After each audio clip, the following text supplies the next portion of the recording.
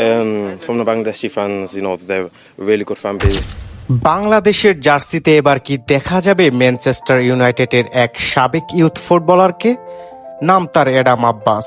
১৯ বছর বয়সী এই ইংল্যান্ড ভিত্তিক উইঙ্গারকে নিয়েই এখন বাংলাদেশ ফুটবলে চলছে তুমুল আলোচনা।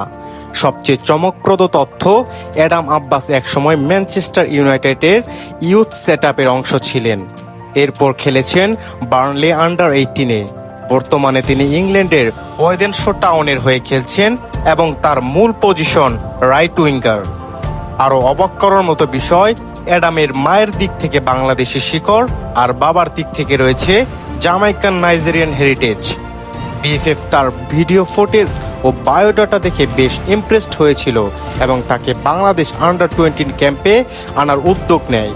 এখন প্রশ্ন একটাই, এই তরুণ উইঙ্গার কি বাংলাদেশের আক্রমণে নতুন ঝড় তুলতে পারবেন?